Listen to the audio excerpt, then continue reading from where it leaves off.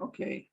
Does anyone know how to? I don't know. After the updates of Zoom, I cannot get rid of the taskbar at the top of the screen, and it bothers me because sometimes it covers even a part of the text. It used to recede by itself, but now it doesn't. I don't know what's wrong. Yeah, I cannot make it recede.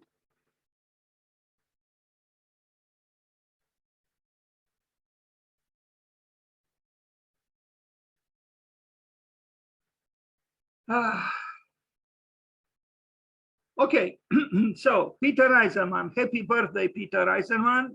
You are 89 years old today. And although you flirted with the idea of weak architecture, your name actually means the Iron Man, which is not at all about weakness. Another paradox, right? So the Iron Man is at least he was at one time very interested in what was called weak architecture.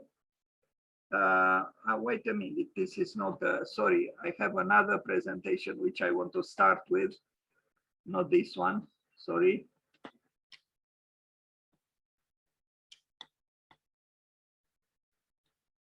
Although I could have started with that one also.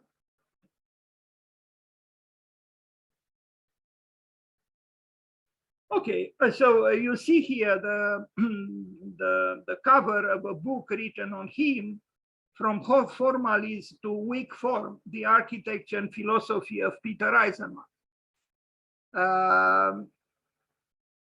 Unfortunately, in my opinion, and maybe I understand why Kenneth Frampton doesn't talk to Peter any longer, because I think his latest works became weaker the bigger they became, but weaker in the bad sense of the word, not in the good or philosophical sense. I mean, he builds stadiums, he makes projects for large stadiums, and those stadiums turn me off. It's not the same Peter Eisenman that I used to know, and the intriguing Peter Eisenman. Well, maybe this is because he tried to accommodate the business side of architecture into his work. But the interesting Peter Eisenman is this one, the early one, I would say, who was interested in interdisciplinarity, who collaborated with Jacques Derrida, for example, and not only with Jacques Derrida, who cultivated very astute analytical spirit in architecture with provocative texts and so on. But his later works, in my opinion, are less provocative and less explorative. You see here some originating agents. One for House 2, he designed, well, he called them House 1, House 2, House 3, House 4. Then he jumped over House 5. I found no House 5, but I found House 6, and then House X. You see House 3 here, then his proposal, well, relating to Le Corbusier's Venice Hospital, he did a proposal too. These are just, originating impulses for his work. If you look at the House 2, the so-called displacement, what do we see? We see a black rectangle, In House 3, we see a rotated black rectangle. Then in the Max Reinhardt house, which is actually a tall building, we see again, some kind of, black polygons. Anyway, and here we see some sections through House 2, House 4, House 6. I didn't know about this House 9. No, it's actually House X. I guess. The Cannaregio project and the Berlin IBA housing, which is not great, but anyway, it was built across the street from Checkpoint Charlie. And here we see, again, diagrammatically, some, the essence, the graphic essence of some works. The choral work, a book was published called Choral Work. He published it together with Jacques Derrida. It's a nice book with square holes going all through the thickness of the book. Then the Biocentrum was a project, I guess, for a competition or a commission, but anyway, it was not built. The Nuno Tani Corporation building in Japan from 1990, the Max Reinhardt House, a massive, big, tall house, building actually.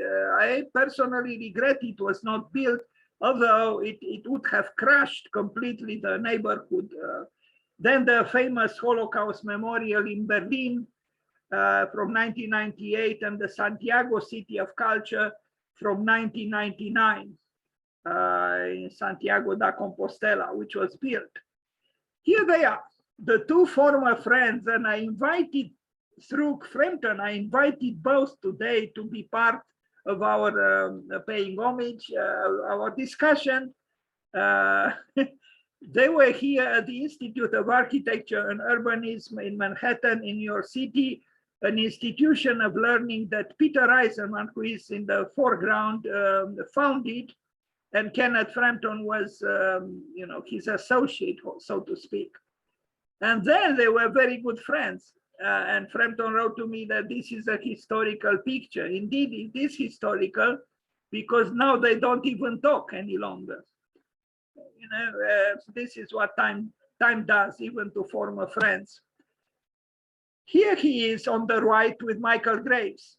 Michael Graves is not alive any longer. Anyway, here he is. I guess Kenneth Frampton lent him his sweater because I don't know what's going on here. Maybe it was a sweater that everybody was wearing at the Institute of Architecture at that time. It's possible because it was probably printed for the occasion. Anyway, Peter Eisenman as a young man with a very feminine wristwatch, if you can see. Yes. I understood that when he was at Cornell University, he gave up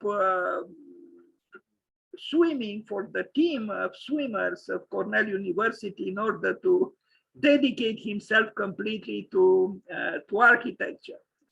Here he is, I imagine, at the Institute of Architecture, which was founded in 1967, and it was a very forward-looking institution with very interesting collaborators.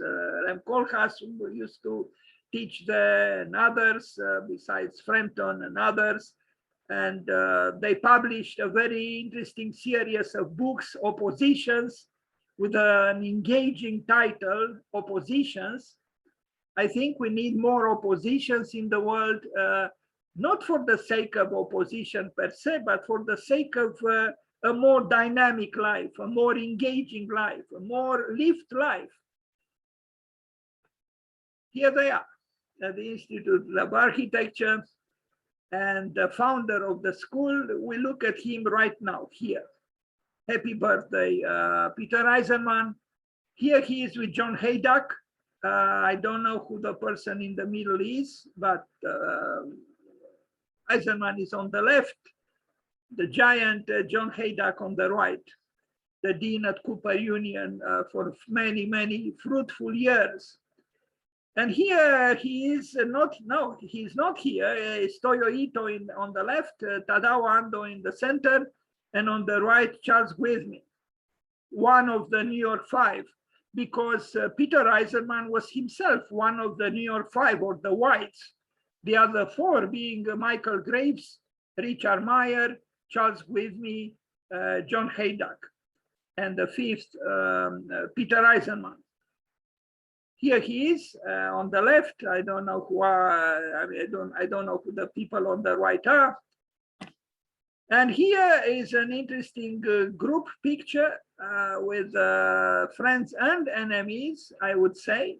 In the front line, we see, in the center, the king of them all, the emperor, Philip Johnson. On the right, Charles Smoore.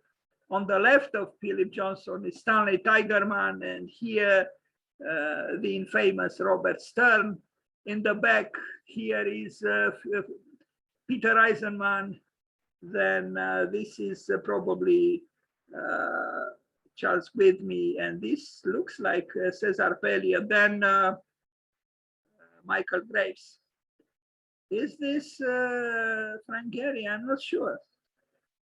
Anyway, so forward-looking man looking up to the sky. At that time, I'm sure he was friends with Kenneth Frampton, deconstructing with Peter Eisenman, Mr. In-Between. And I like in-betweenness. And I think some very important architects talk and act within the field of in-betweenness. And he is one of them. The Eisenman principle made his name dreaming up impossible buildings. Now he gets to build them. This is what this person wrote. But this highly optimistic wording doesn't say everything about Eisenman, and maybe not even the truth in a way. For example, in this advice to the young, this is what Peter Eisenman says: unless you are really committed to being an architect in the true sense of the word, it's a terrible business, and I wouldn't recommend it for anybody unless you need to do it for some personal reason. I would say go into business, go into law, medicine, but don't be an architect. Bravo to him. He said the truth, and he's right. Unless you have a calling for architecture, don't study architecture as if you would study any kind of other thing. No, better go into business. He's right. And I like the sincerity of Peter Eisenman in this statement. His advice is correct. The architecture we remember is that which never consoles or comforts us. I don't know about this. Maybe yes, maybe not, but I'm not so sure that only the discomforting architecture is the one that we remember.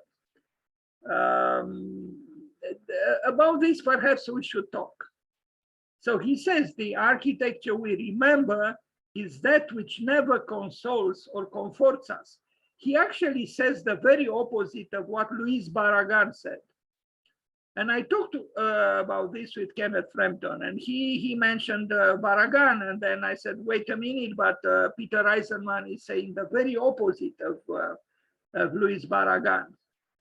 Anyway, another quotation from Peter Eisenman: my wife has her stuff and her taste, and I have my stuff and my taste. Well, maybe that's why he divided in house number 6, the bed in 2, and even the wall behind them. We are going to arrive at that house. I'm not very sure what he wants to say here. Anyway, he said it. But I don't know if you know Richard Meyer, another one of the New York Five or the New York Whites. He's actually his cousin. They are cousins, Richard Meyer and Peter Eisenman. And by the way of this, either I watched a video or I read somewhere that Peter Eisenman was having dinner with Richard Meyer, and at the table they discussed about the retrospective of Le Corbusier in the Museum of Modern Art in New York. I don't know, about 9 years ago or so. And he asked Richard Meyer, Richard, do you think an exhibition with our works, after we die, would have the same impact or would be equally ample and so on? And Richard apparently said, no, Peter. And Peter agreed. So both Richard Meyer and Peter Eisenman, and they are not the most modest men in the world, but they both recognize that the vastness of the work by Le Corbusier, not just the vastness, but the depth and the variety and so on, superseded what they themselves did. But this is what Richard Meyer says, kind of banal and predictable. When I am asked what I believe in, I say that I believe in architecture. Okay, architecture is the mother of the arts. I like to believe that architecture connects the present with the past and the tangible with the intangible. Well, it's true, but nothing new.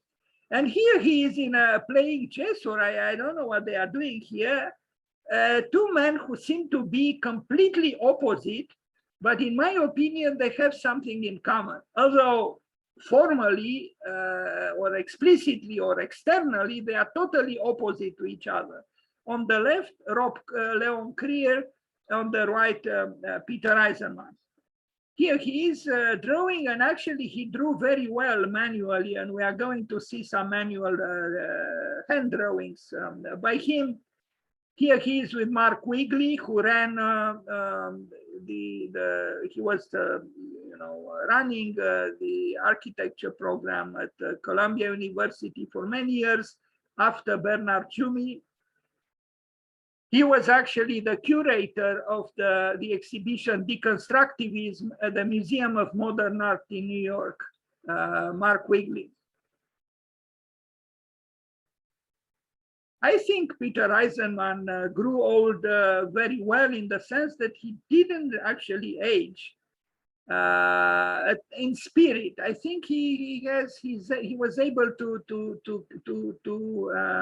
remain young, or as Le Corbusier said, even to become young. You see the cover of a magazine, Oppositions, those magazines that were published by the Institute of Architecture and Urban Studies in Manhattan, in New York. Here he is again with Leon Krier, and I like the way he laughs. It shows clearly that this is a man who earned his youth. Yeah, because Le Corbusier said the problem in life is not to remain young, but to become young. And it seems Peter Eisenman, I don't know, maybe he both kept his youthfulness or arrived at it. Here is the great philosopher with whom he collaborated, Jacques Derrida.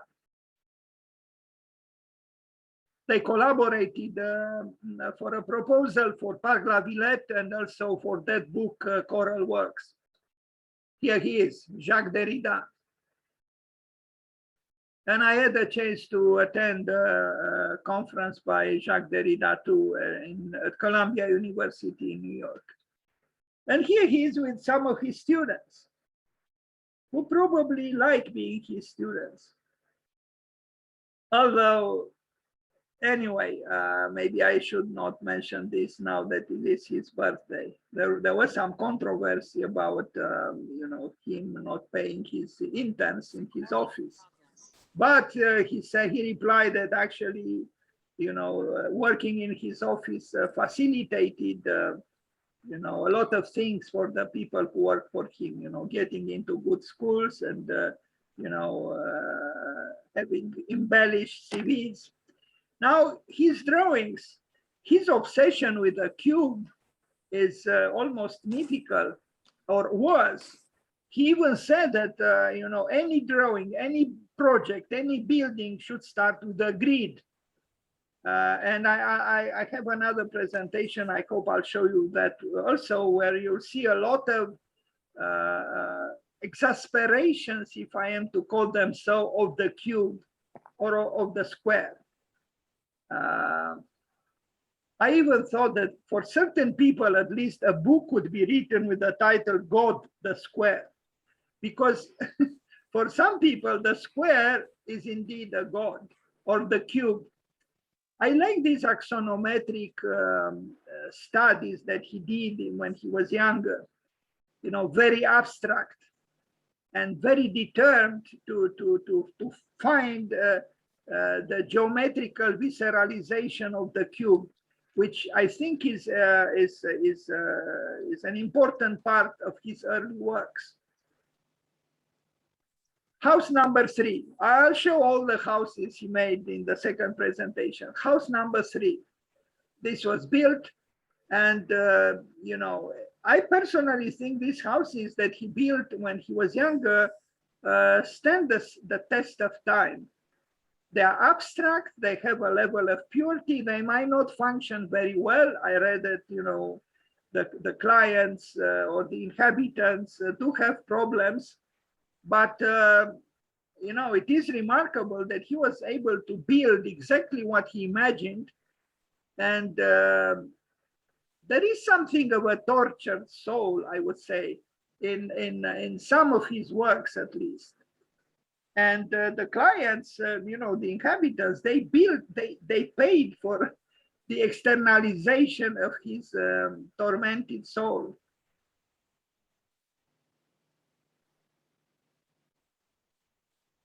Because in his case, the cube is, that's why I use the word visceralization. The cube was problematized, not just through a simple rotation. There is also the fragmentation of the cube is also labyrinthical. Within the cube, there is a labyrinth, or labyrinth upon labyrinth upon labyrinth. So this fragmentation of the cube is shows, that's why I connected it with what I call the tormented soul. You know, here we have a man who uses geometry, but within and through geometry, he expresses psychological states, his own mental states. At that time, he was collecting books and maybe other, you know, drawings or whatever, Giuseppe Terrani. He also, and this must be said, this is a very interesting aspect of Peter Eisenman. Peter Eisenman loved, and I imagine he still loves, Andrea Palladio. Now at 89 today, he's obsessed almost by Alberti. But isn't it interesting that deconstructivists, he was part of the 7 deconstructivists, the group of deconstructivist architects who exhibited at the Museum of Modern Art. Loved Palladio. I myself attended 5 conferences by Peter Eisenman at Cooper Union on Andrea Palladio. And he even created an exhibition at Yale University some years ago called Virtual Palladio. But this aspect, I think, is very interesting. He's a very learned man, very articulate, but also very knowing, very knowledgeable about the history of architecture. But this I find very interesting, that although rooted in the historical aspects of architecture, he broke new ground. In other words, you know, he was and is an innovator, but at the same time, he doesn't neglect the past, even the academic past. Well, he is a man who taught all his life at various universities. Even now at 89, he teaches at Yale University.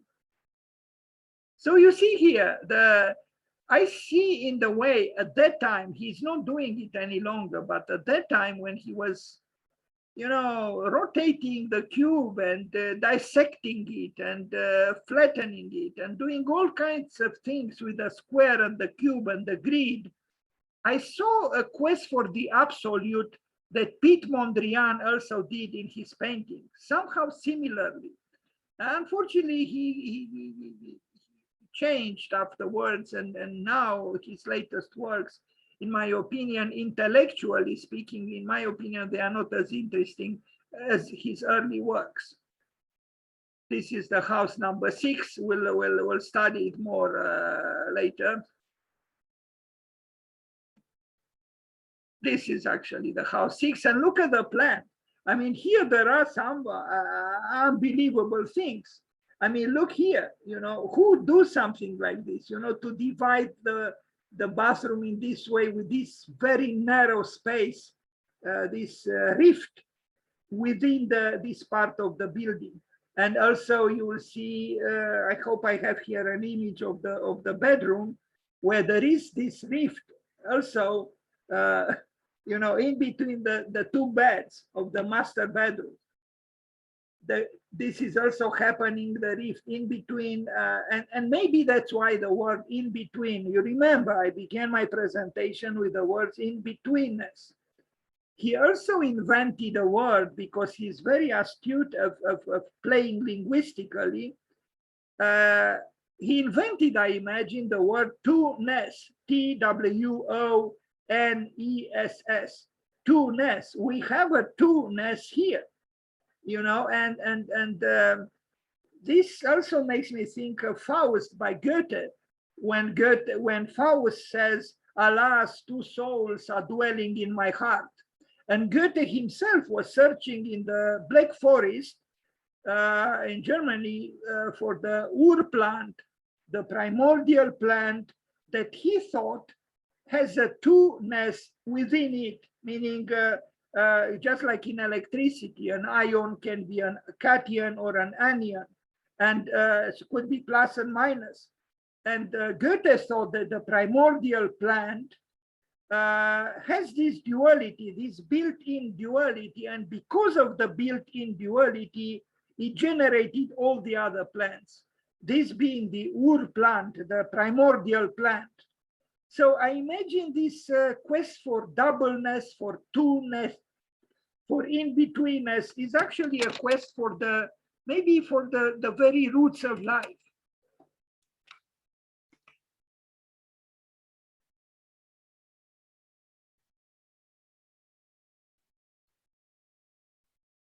This is interesting. So he starts with a square, starts with a cube, but if you look at the plan, you see clearly the deterioration, the erosion that the cube suffered.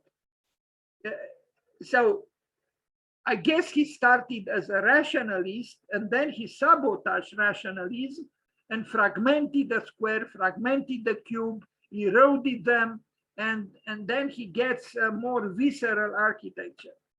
Sorry. So this is house number 6. And this is the bedroom that I talked about, which is, I guess it connects with the quotation that I just read, where he says, my wife has her stuff and her taste, and I have my stuff and my taste. Well, I imagine one of them being in this bed and the other one being in this bed, although they are married, but in between them is this rift.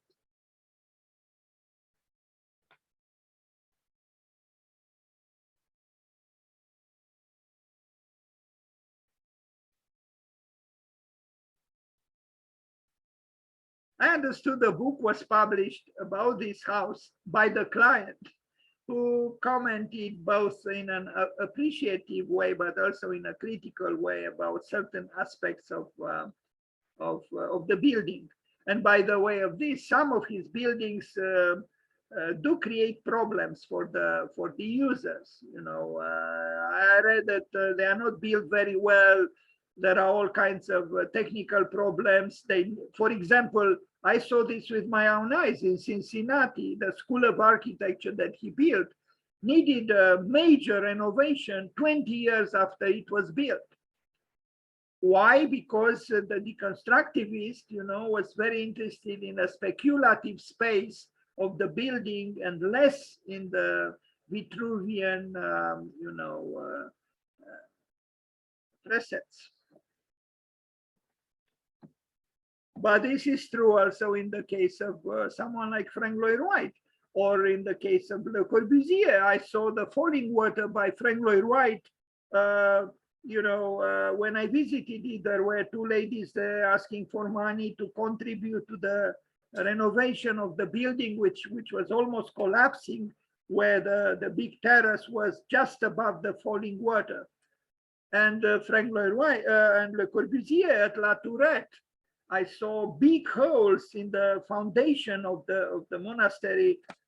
So these architects, in their quest for innovation, for a statement in architecture, in modern terms, they didn't always reflect sufficiently, I would say, on the constructive reality and necessity of their buildings. Anyway, we need them as they are, with their imperfections. We need them because otherwise, what would life be? Just a series of correctnesses? I don't know, it doesn't sound quite right, but I think you get what I try to say.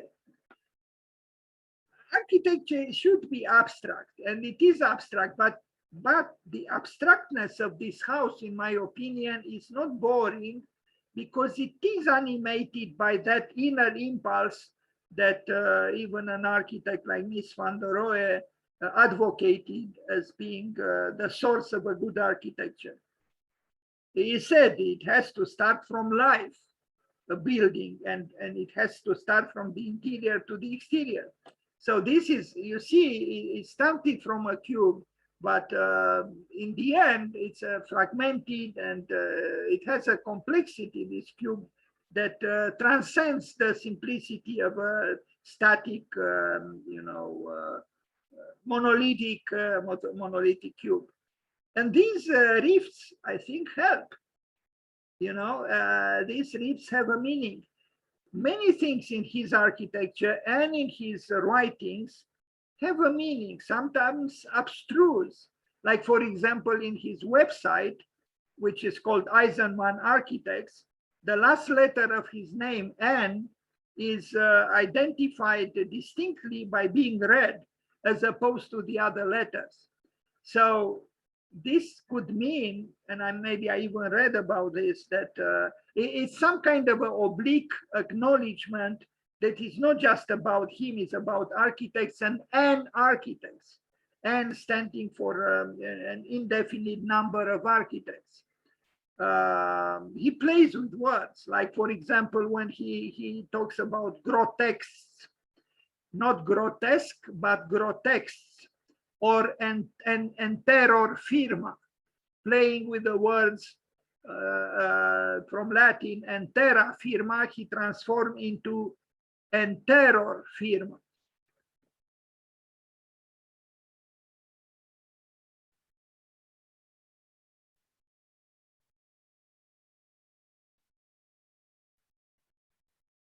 I like these steps here, and they're unexpected because you wouldn't think that a rationalist and a cubist and so on would employ such an interest. So it seems he's not totally against even what might be called organic architecture, or at least some organic touches, so to speak.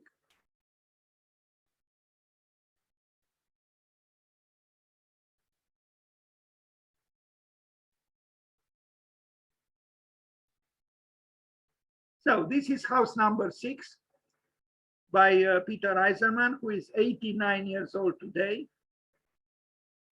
House number 6 is a significant building designed by Peter Eisenman, and it was completed in 1975. So, 46 years ago.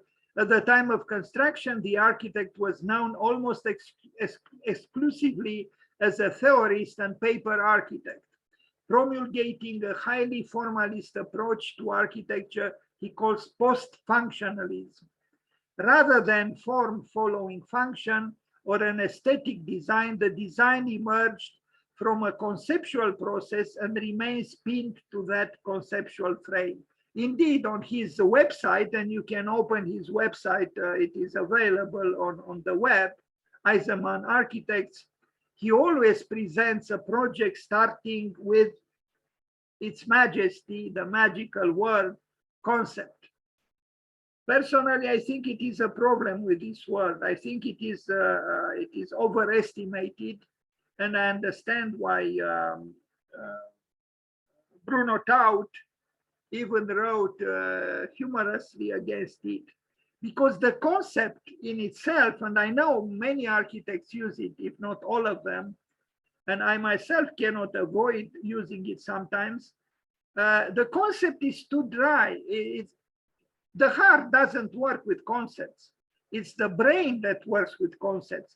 But creation in its wholesome meaning is not just the work of the brain.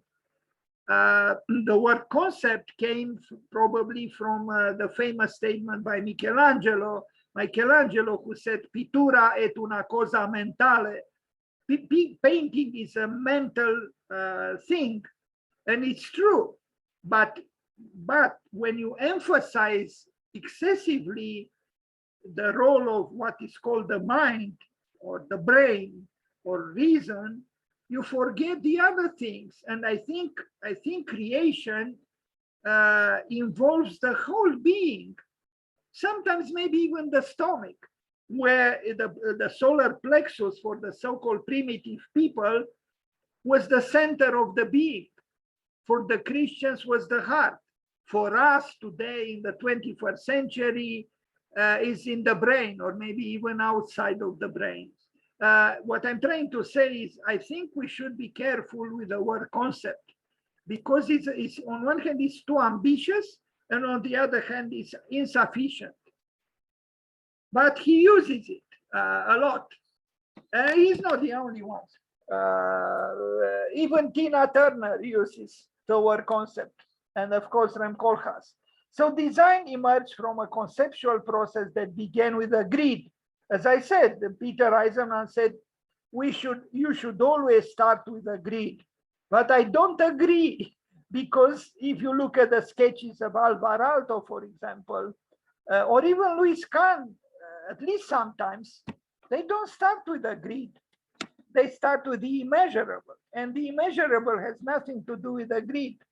But after he starts with the greed, then he begins to sabotage it, to distort it. So Eisenman manipulated the greed in a way so that the house was divided into 4 sections, and when completed, the building itself could be a record of the design process. This is, I think, a very good thing. If you can somehow, in the final crystallization of the project, to convey the process that made you arrive at it. Purposely ignoring the idea of form following function, Eisenman created spaces that were quirky and well lit, but rather unconventional to live with. Now, by the way, a form following function, there are many variations of this famous statement coming from Louis Sullivan. For example, Louis Kahn said, form evokes function. And someone like Bernard Tschumi said, form follows fiction.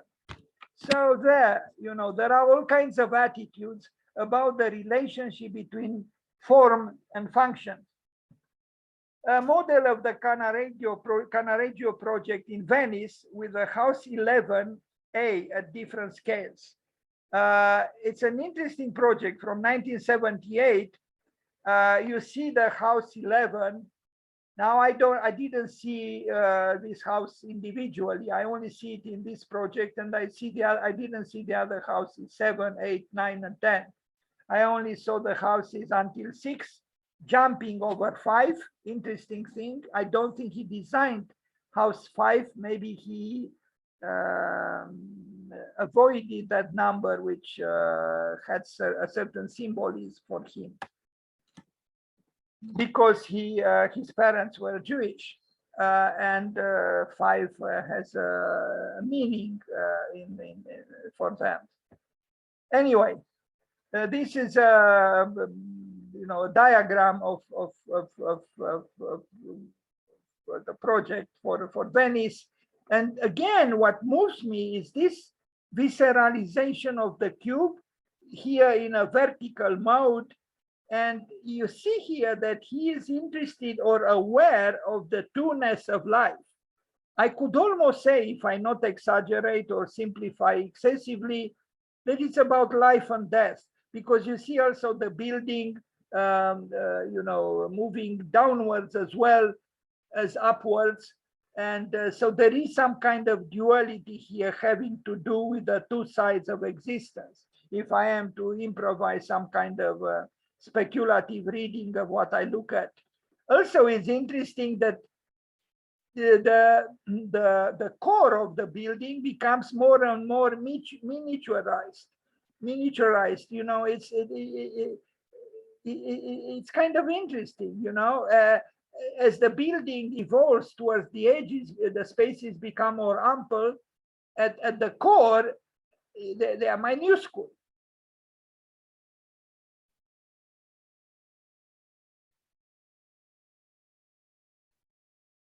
So he plays with the same house at different scales on an approximate grid on the site in Venice.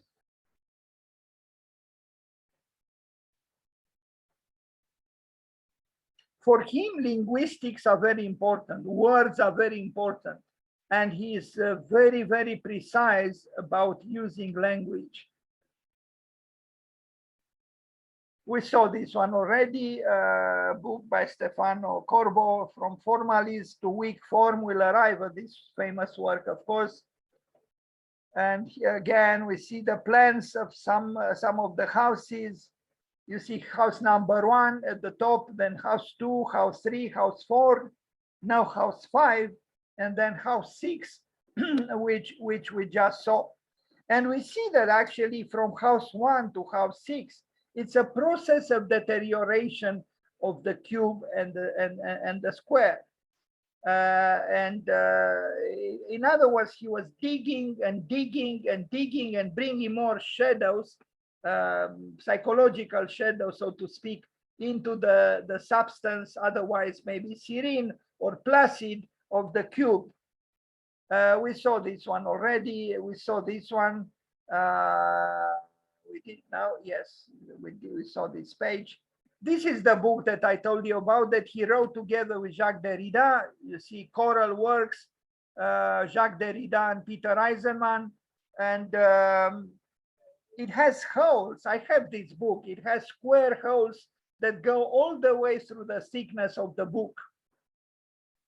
You see them here. So the book is perforated in this way. Well, he's friends with Jeffrey Kibnis, who teaches the theory of architecture in Ohio. And anyway, there is a group of people, almost like a club, and they sustain each other and they write about each other and so on.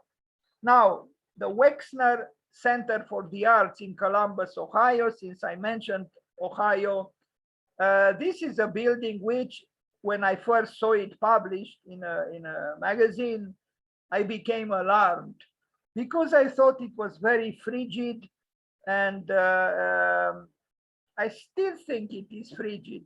In fact, in relation with this building and in relation with some of his works, what someone says might be true. Someone says his architecture is decaf architecture, D-E-C-A-F, decaf architecture. It smells like it tastes like it, but it isn't it. And I would say it's true, particularly about this building. You know, he's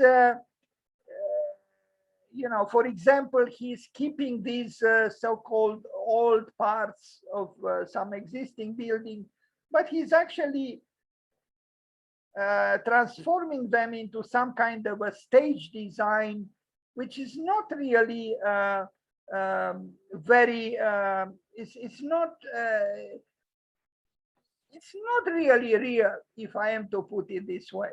And then he dissects the building with this grid, of course, the white grid. I hope I have other images. You see, it's indeed, it is a conceptual building. It is born from the brain of the architect. And then it is also the brain which decides to dissect and distort certain parts of the building. But somehow you can tell that this is a cerebrality. It's a cerebral approach. It's rather dry. It is correct, I would say, mentally, but I'm not so sure emotionally is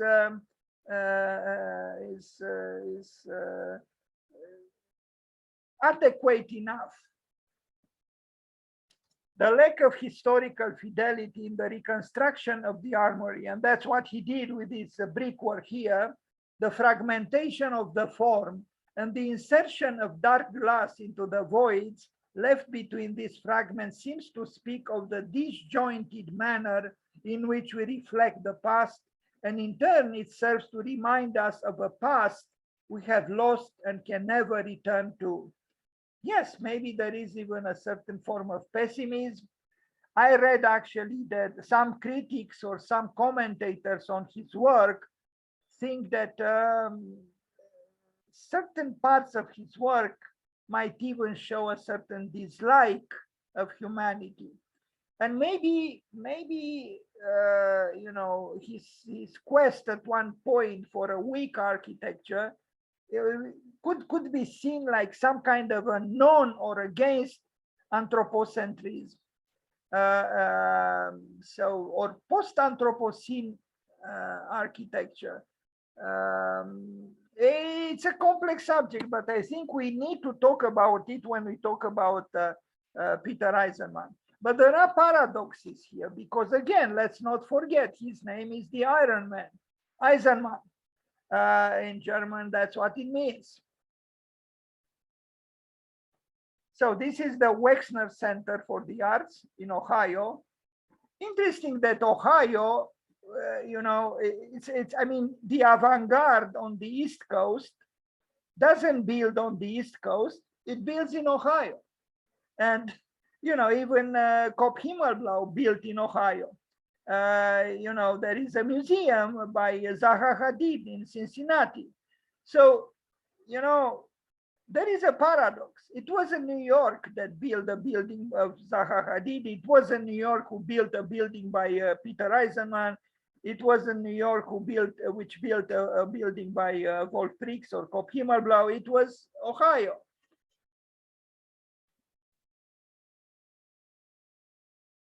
This is a mental architecture. It's almost like a mental tempest. I don't know very well how to put it. It's a dry tempest. Cerebrally, he's correct in what he's doing, but I'm not sure emotionally it is enough. And then here we are, you know, at the game of starting with a grid and then destroying the grid. Because yes, of course, you start with a grid, but the grid is frigid, it's cold, it's dry, and you need to bring some life into the grid. And what do? If you remain, in a way, trapped within the grid, you begin to distort it. But if you do this distortion with your emotions is one thing, and if you do it with your brain, I think it's another thing.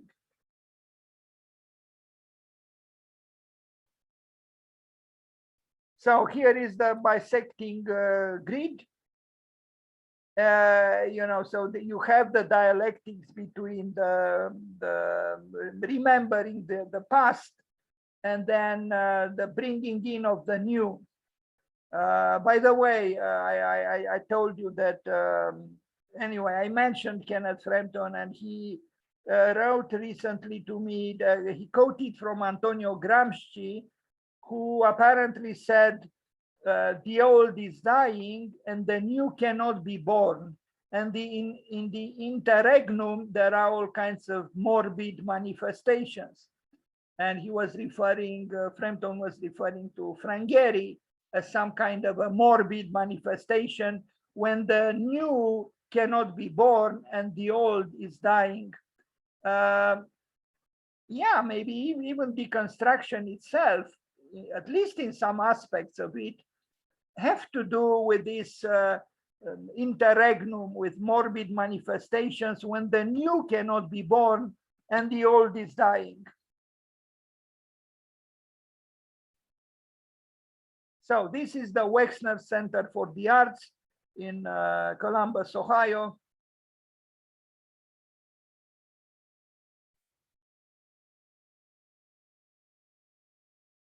By Peter Eisenman.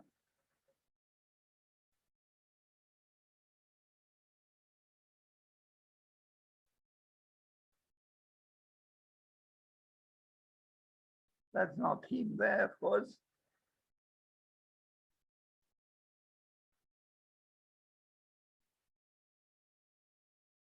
Now, the Greater Columbus Convention Center, also in Columbus, a difficult task. First of all, very surprising that he accepted such a commission, a mammoth, commission, a large building, which he tried to humanize, so to speak, or anti-humanize, I don't know very well which way to put it, by fragmenting it. And he did fragment it, and if you look at these parts of the facade, you wouldn't realize the scale actually of the building. It's huge. I mean, look at this. It's immense. I mean, even these are big buildings, but this one is immense. It's a convention center, celebrating high capitalism at its highest. You see, if this building was not treated in this way, it would have been crushing. Like this, you have variety in unity, and there is a decorative side in his manipulation of the facades, because what we see here has to do with some kind of a cerebral or orthogonal, to an extent, ornamentation. But the fragmentations that we saw of the cube that he was doing all the time can be seen here as well. And this fact that he fragments the cube, fragments the grid, not only distorts them, helps him build an architecture that has levels of complexity otherwise difficult to achieve.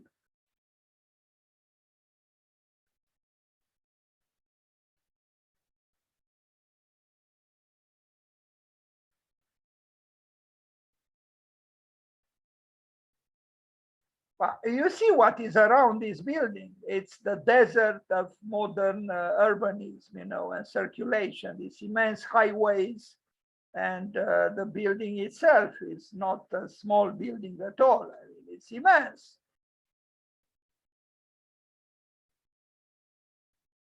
And look at the apocalyptic interior. Now, I'm sure he was not responsible with the placement of these identical tables there, but it is apocalyptical when we reflect a little bit on it. What is this? This is the Brave New World of Aldous Huxley. This is exactly what it is. To me, it is frightening. This apotheosis of the humans. I actually think it is very sad. But Miss van der Rohe also has some renderings of interiors not very different from what we see here. Look at this,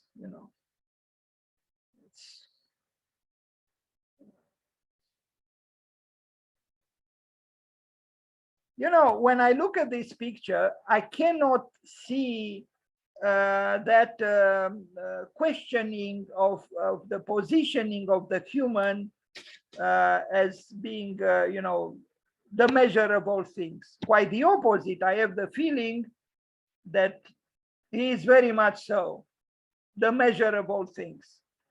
But unfortunately, the measure of all things, the shepherd of existence, the human being, is on the verge of destroying the earth.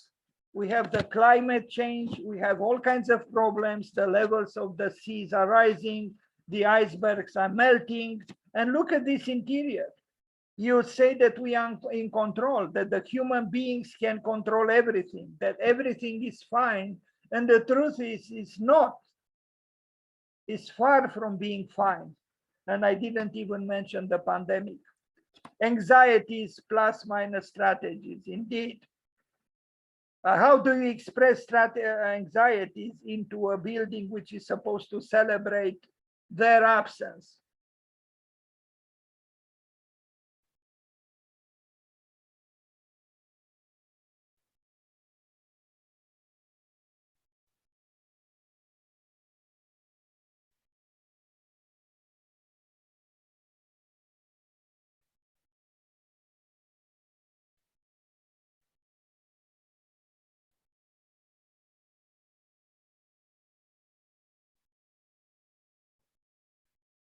Aronoff Center for Design and Art in Cincinnati. That's where the architecture school is in Cincinnati, which has a very interesting campus where important architects build there, like Tom Main and even Michael Graves has a building there. If I am to mention another of the New York Five, the Cincinnati Architecture School. This is the building, and when I visited it, it was in reconstruction, in renovation, 20 years after it was built. Why? Because it had problems. That's why. This is what happens when you deconstruct beyond a certain limit. Anyway, it's you know, it's a building that I guess is telling you, you know, nothing is should be taken for granted. There are sloping planes, there is falling, there are accidents, there is even unreason. I mean, the building started with a grid, but then, you know, the opposite impulses made the architect begin to deteriorate the grid and distort it. The building is still transparent in the sense that you can tell there was a grid here at work. At one point, at least. I wonder then, and maybe I wonder even now, if Peter Eisenman lived in Haiti when Haiti was confronted with tremendous natural disasters, if he would have built this way. I imagine he would not have.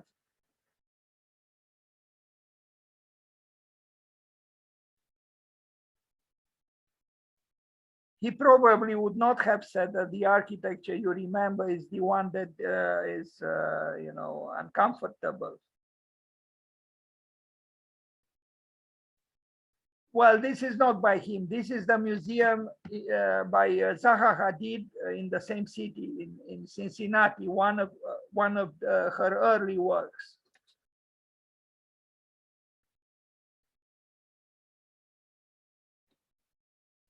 And these are the renderings of the top of the building that we just talked about in Cincinnati.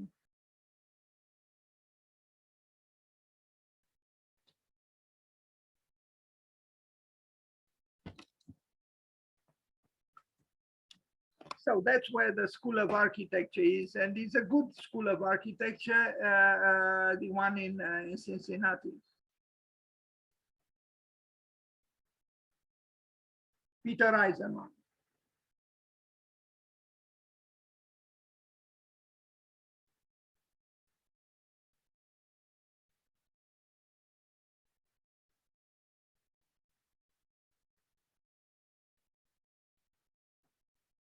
The Biocentrum in Frankfurt was not built, it was just a project from 1987. He had received commissions in Europe, quite a lot. And if he didn't receive commissions, he took part in competitions. Many of the projects published on his website are actually competition entries. Jean Nouvel, about whom I will talk tomorrow, he said that he's the architect who lost the largest number of competitions. I'm not sure about that. I'm sure there are many other architects who lost many competitions, but between them, we could also place Peter Eisenman, because he also took part in many competitions, which he didn't win. This building in Tokyo, Koizumi Sangyo building in Tokyo, which is confronted with earthquakes, right? Well, I guess he anticipated the earthquake and, you know, acted accordingly.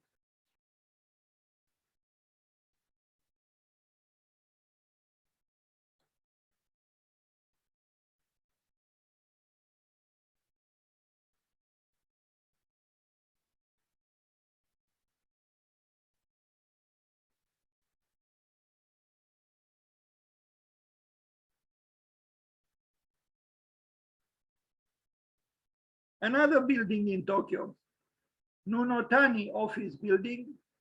This one also on the verge of falling apart, at least in terms of its appearance. I guess through this architecture, he is telling us something about what follows life. It's about, it's true, it's not an architecture that consoles. It's an architecture which tells you, be aware, life has a limit, and you shouldn't be too strongly anchored in your convictions.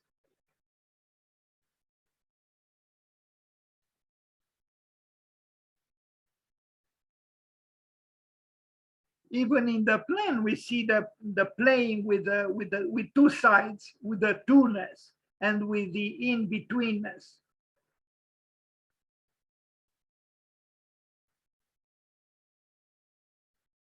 And here we also see the two systems, so to speak, the orthogonal one, vertical and horizontal, and then the other one, the slanted one, the one that distorts things. And they somehow have some kind of a dialectical relationship. And it's this tension between the two systems that creates that sense of contradiction and complexity that I guess he was attempting to arrive at.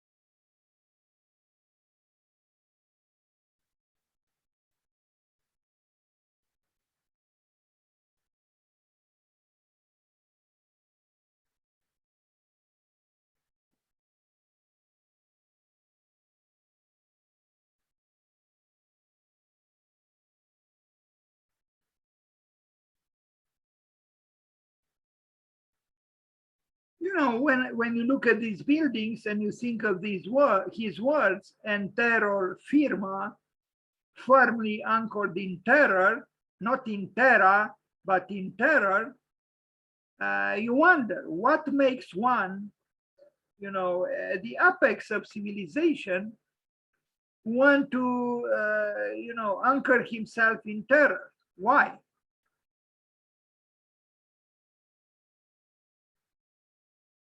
The Checkpoint Charlie project in Berlin, 1980.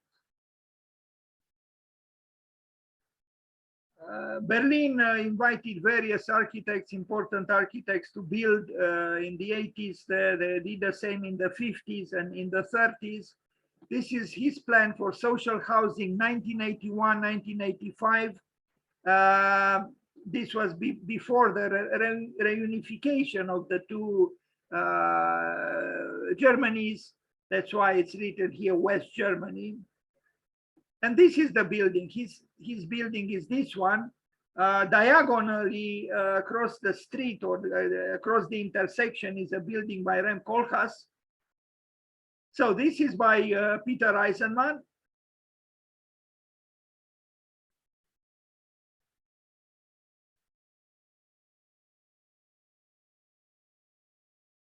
It doesn't look remarkable. In fact, you know, if you didn't know it was by Peter Eisenman, you would have passed by it without even turning your head.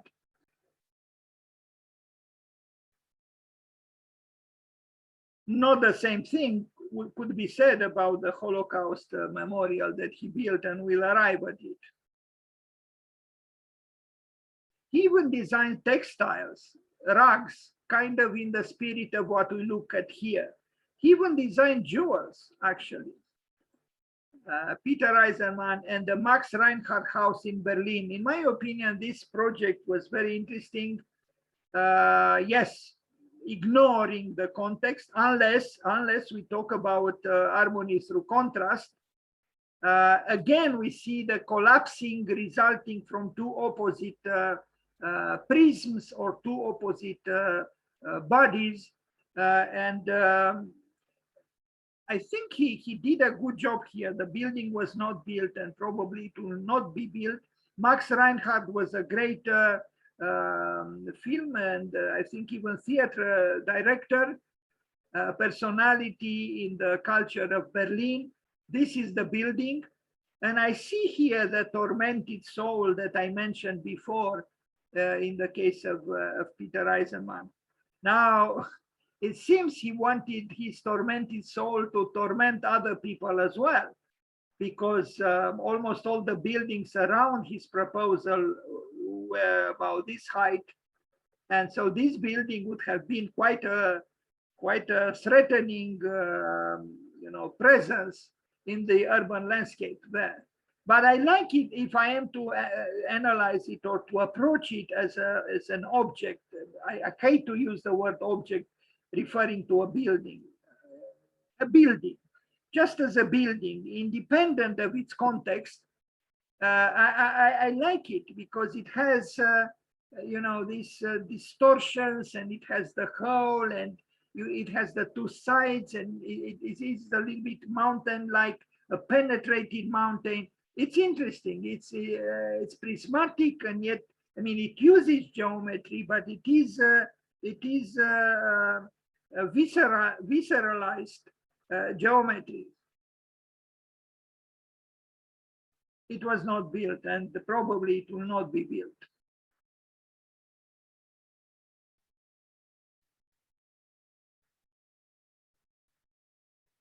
This was indeed an exercise in complexity. Now, some images from the work of Max Reinhardt, since this building was supposed to be his so-called house, Midsummer Night's Dream from 1935. And I think this image that we look at now is symbolically related to, at least in good measure, in some measure, to the works of Peter Eisenman. Why? Because he wrote about the sublime, which is derived or born from the meeting between the beauty and the beast. And this is exactly what we have here, the beauty and the beast. And this meditation on the dualities of life, I think should animate or could animate other works around as well, hopefully. Now, what I show you here is not something that Peter Eisenman showed when he referred to this project, but I thought of, knowing a little bit about Max Reinhardt, since in this case, that building was supposed to be addressed to him. For some reason, when I made this presentation, I showed also this drawing of Lévi-Assouds, because here we also have a Cartesian system or two systems. We have the orthogonality of the rational system, and then we have the ruin. You could say, if you are from a rational positioning, we have here also the presence, the simultaneous presence of the beauty and the beast being the ruin. And here we have Roger Waters from Pink Floyd. I do not know very well. I think he's Spanish here, or I don't know, Italian, Spanish. But I guess what he says is that the final product, it could be in architecture, it could be in anything. It has to provoke emotions. And indeed, it is so. If the work doesn't provoke emotions, it fails. A picture from A Midsummer Night's Dream, directed by Max Reinhardt and William Dieterle. Again, it's the fantastic dream of purity and beauty, and these dances, innocent dances of these ladies dressed in white. But the beast somewhere exists, always. Now we arrive at Musée du Quai Branly in Paris, a project which was not built, a competition entry, where again he uses his strategy of Greg Lynn, for example, talked about the folded worms of Peter Eisenman. Well, I guess we have something of that here, in opposition to what Tour Eiffel is, because Tour Eiffel represents, a verticality without shadows in a way, and the horizontal insinuations, architectural insinuations of Peter Eisenman evoke something else, evoke, in a way, I would say, trouble. Folded worms, that's what Greg Lynn said about his works. Now, this is an interesting work, and unfortunately, I don't have too many pictures here, but you can find all these works very well and in a very non-deconstructivist way presented on his website. I truly suggest to you, if you are interested in his works, to open his website. It's very easy to navigate. It's very user-friendly, and you can see any project in detail. The Bibliothèque de l'Île in Switzerland, I like this work. You know, it's geometrical, it's tormented, it's displaced, it's disjuncted, and too bad it was not built. It would have been quite an engaging library, but it was not built.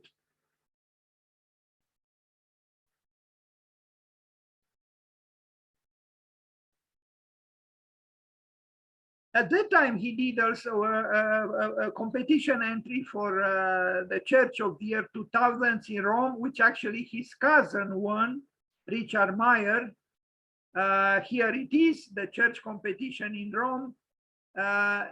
From above, it looks better than from the level of the eye because it was actually rather tall. But here we see again the Twoness and the in-betweenness. It's kind of a divided church, isn't it? There is a rift within the church. And this is also an interesting idea because he sabotages or even destroys the myth of the unity of the church. But this tells the truth almost literally, because within the Christian religion, there is the Eastern Christianity and there is the Western Christianity. I don't know exactly what he housed in these two sides of the same building, but all in all, you know, it probably would have disturbed the religious figures if this building was built. It was not. As I said, the building that was built was the one of Richard Meyer, his cousin, another one of the New York Five.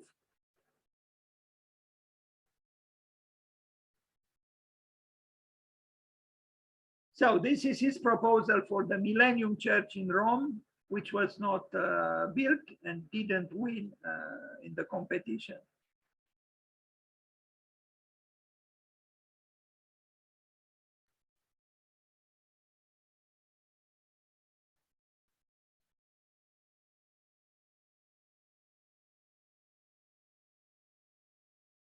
This is the project that was built by Richard Meyer.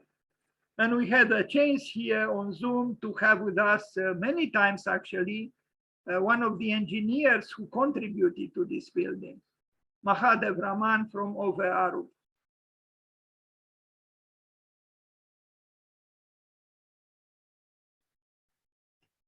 The Holocaust Memorial in Berlin, a very important work, and one which it seems Kenneth Frampton accepted. Frampton wrote to me that for him, Peter Eisenman is most important for the creation of the Institute of Architecture and Urban Studies in Manhattan, in New York, and this work, the Holocaust Memorial in Berlin. A very courageous work, and the courage didn't belong just to him, but also to the city of Berlin, because you have to imagine, you know, to build something like this within, I mean, the center of Berlin. It's quite something, you know. I think you know, not just the architect, but also you know, the many people involved in handling this project have to be appreciated. It's an abstract work. It's about the multiplicity in the sad unity of shared suffering. And the plan, the plan, you know, it's very skillfully done, because you have wholeness, but you also have dispersation. You have at the edges, it's like a worn out rug, you know. This increased fragmentation towards the periphery is a good architectural expression of what happened, you know, the tragedy of the Second World War. And you see each block that you know, could signify one victim of the Holocaust is a little bit different from the others. They are similar, but not identical. It's a forest in a way. It makes me think of the words of a famous German poet, Hölderlin, who talked about the forest of columns. These are not columns, or not, you know, that this should not be the first reading of what they are, but they could approximate, you know, some kind of a forest of abstracted, thick and not very tall columns.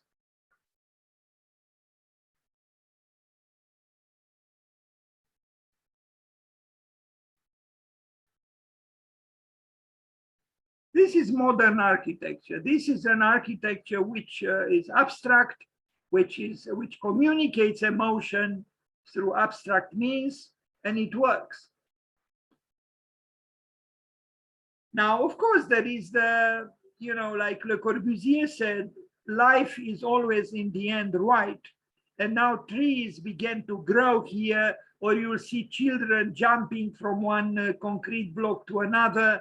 So it's this tension between, in a way, eros and thanatos. If we associate nature with eros and the movement of people, you are not supposed to, it's sacrilegious now to step on these things, but people do it. It somehow it is enticing you to assert life, to say yes to life.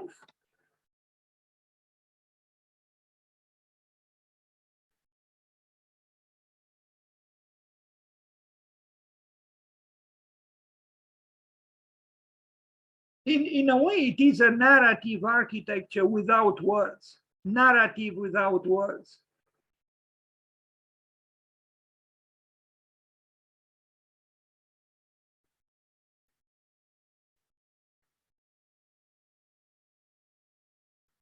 Now, here it seems the professor, I guess, is there, you know, but in the end, maybe why not? You know, it's again, life should come back, and it did come back, and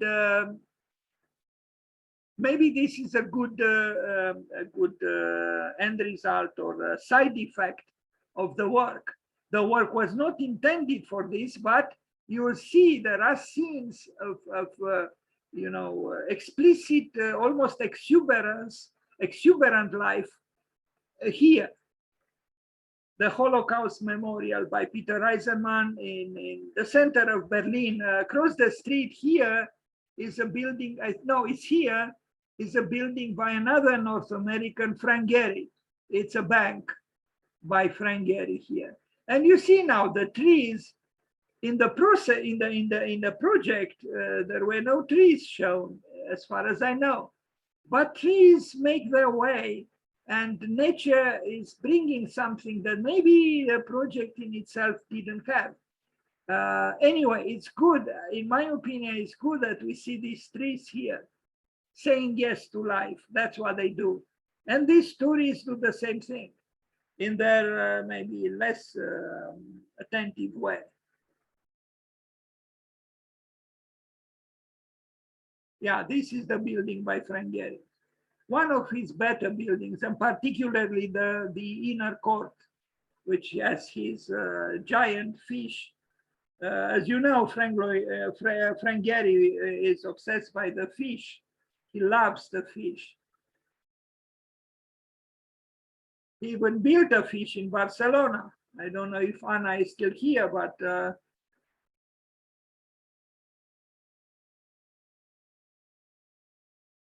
anyway, this is the Holocaust Memorial in Berlin and there is even an underground section of the building with some spaces and exhibitions and so on.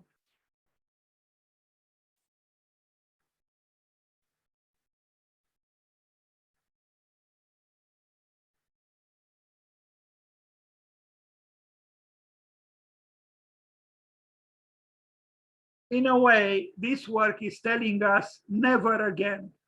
This should never happen again, because it is monstrous what happened. You know, I mean, how could we in the 20th century send other people to concentration camps and burn them? And it's just unacceptable. And my words are actually weak. We should be vehemently saying no to something like this, vehemently. Now, I just wanted to show that there is also another Holocaust in Budapest, very differently done, not by Peter Eisenman, by these people. Shoes on the Danube. This was done in 2013. Maybe it was just an installation, I don't know, but I think very moving through different means. You know, I mean, look at these shoes, you know, of people just like us who had to die because of unbearable irresponsibility. And I think it's very moving, this installation.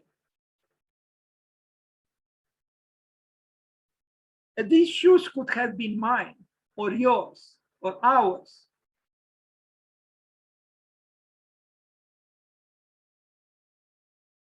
So this is in Budapest, or was. I don't know if it's a permanent work or not.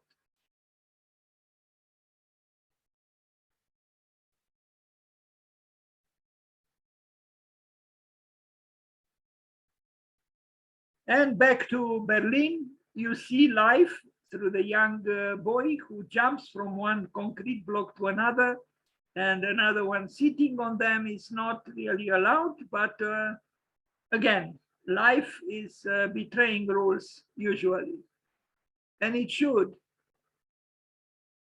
Just like the clouds themselves are betraying the rules, breaking the rules. Now we arrive at a little work by him, which I like. It's, I think, one of his best works, although it is a small work. It is in Germany, a bus stop. It's an excellent bus stop. Abstract, contorted, engaging, dynamic.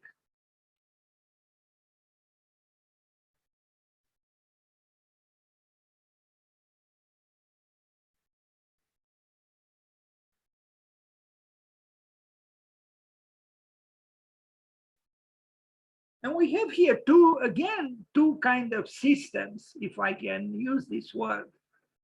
It is the so-called system of nature with the trees, and then we have the geometrical system of Peter Eisenman. And the two complement each other. In a way, they both assert freedom, but in different ways. You know, the distortions of nature coming from the wind that blows through the foliage of the trees, and the distortions of geometry manipulated by Peter Eisenman in this way. So we have freedom at power too, in a way. It's freedom, but not really chaotic. There is a balance between order and disorder in both.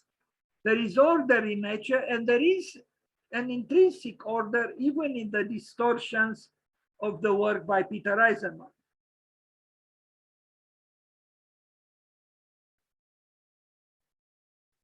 But it's a dynamic order. It's not like here. This is static. it's placid, it's deadly actually. This one is dynamic, is alive.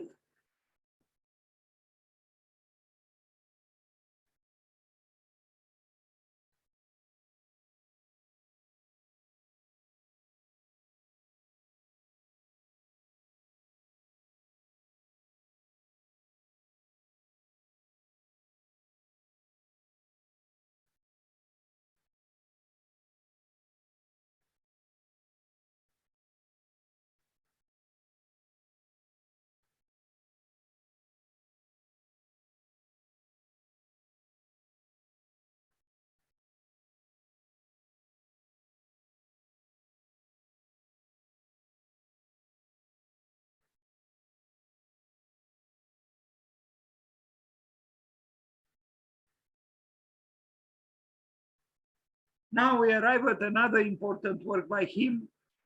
This one, a very large work, The City of Culture, nothing less than the City of Culture of Galicia in Santiago da Compostela. He actually created an architecture that wanted to become non-architecture, that is landscape. And you see it here, a large building site. And indeed, the buildings want to move away from being buildings somehow.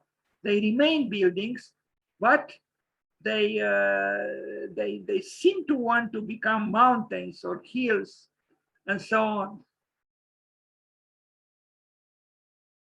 This is an interesting attempt by an architect who not too long ago said, or maybe he still does, that you should always start with a grid.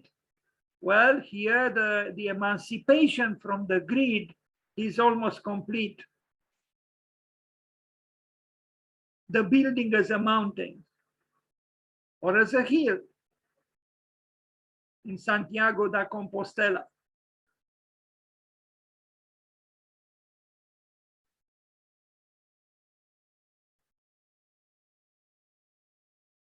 Now, in opposition to other architects who use fluidities, and there are such architects, you know, Zaha Hadid also built very fluid works, but you see, Peter Eisenman also uses different materials, textures, and even colors. It's not white. And he was one of the New York Whites, the New York Five.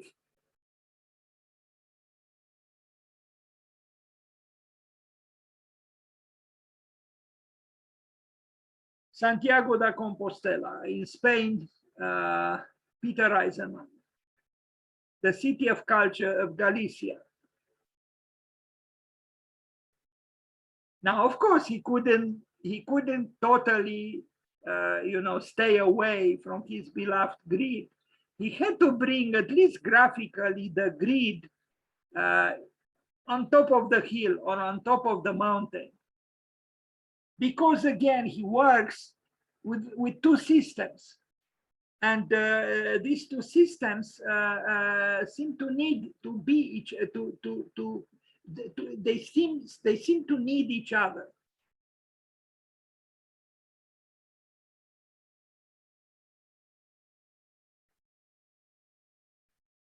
Maybe the two systems are too didactically displayed or present, or too explicitly so, maybe. But I think it is important that he's a dialectician, that he works with two forces, with that twoness and with the implicit in-betweenness. Now, the manipulation of these volumes probably would not have been possible if he didn't assume a rather high level of digitalization in his office. He was one of the first architects to embrace the computer, although lately, from what I read and what I listened to, it seems he seems to almost turn against the computer. But at that time, you know, he was working with it, and you know, he was in very friendly terms with someone like Greg Lean, for that matter.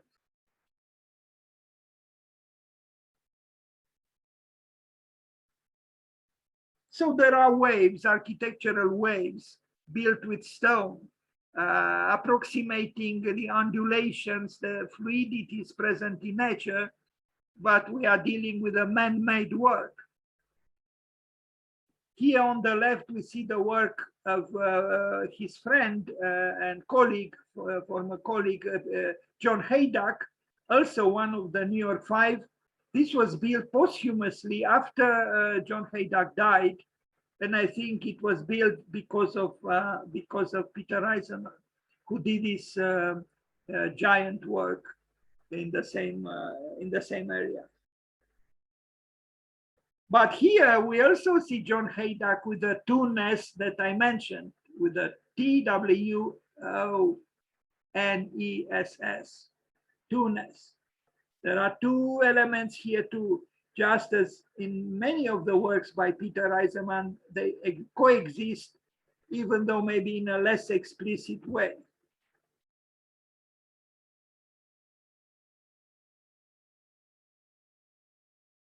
I wonder what the clouds think of these works of man.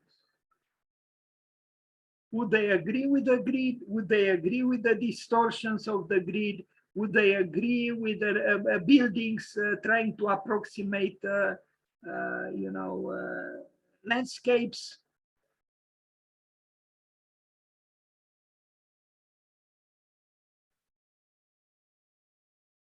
Maybe, since this is the city of culture, maybe this is the role of culture. And it's for me now time to remember the incredibly incisive aphorism of Alvar Aalto: architecture belongs to culture, not to civilization. A very, very powerful statement. So here in the foreground, we see the two little buildings, rather little, by John Haydock, and then all around it, landscape architecture, or the architectural landscape, or the architecture / landscape of Peter Eisenman, still during the construction.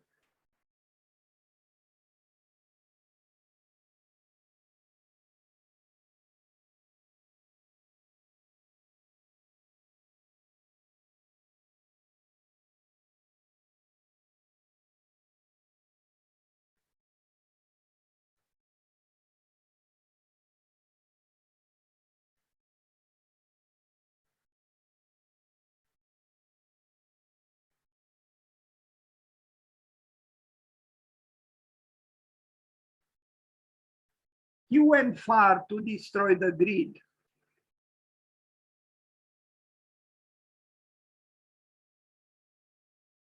And I'm also glad he went far to turn his back on whiteness. Although his use of color is not, exuberant or excessive, he still uses color in a rather moderate way. But and I think he has a good sense of color. I mean, you see here, there is a discrete, chromatic discreteness.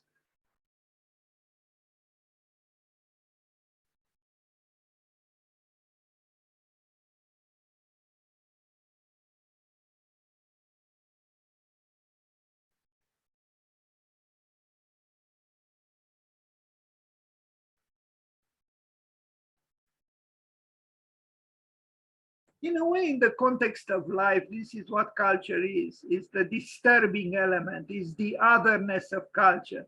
But in the absence of this otherness, I don't think life can take place, really. We need the otherness of culture.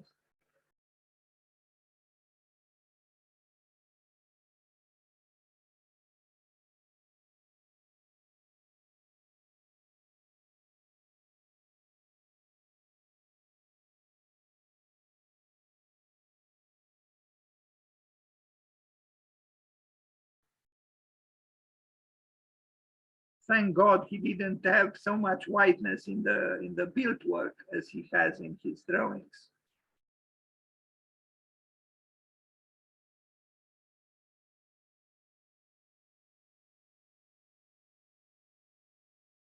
I like these erosions within the man-made landscape.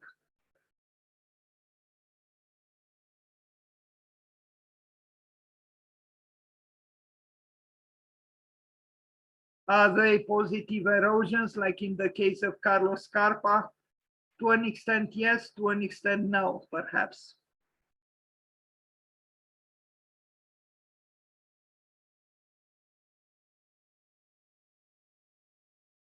Unfortunately, the interior to me is a little bit sterile because of this whiteness. You know, I wish there were some wild graffiti artists here, or some free-spirited children with chalk and you know, cans of spray, and just you know, animate these white walls. They are slanting, it's true, but they are whitish or white even.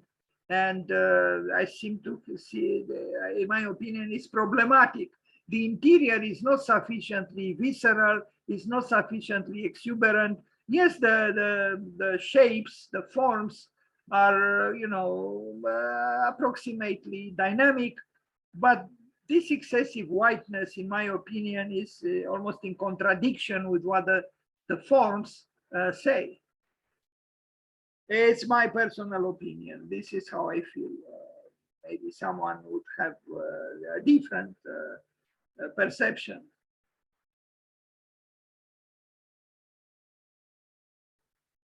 To me, this interior is cold, it's not warm. It doesn't have that warmth of nature and of culture. It's still somehow too much. It is, although the forms are not cerebral, the colors and the lack of you know, materiality.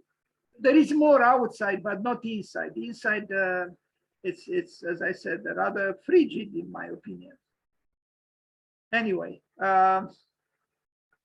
that's what he built in Spain, in Santiago de Compostela.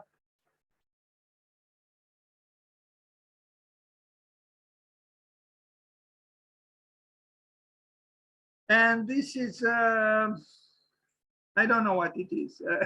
It is a website about him where you could find other things. Of course, there is a lot of information about Peter Eisenman on the web, but I suggest to you to, if you are interested to learn more about him, to go to his website, which is very well done, very easy to navigate, and very informative. You just type in Eisenman Architects and you'll find it. And about his friend John Haydock, we'll talk some other time.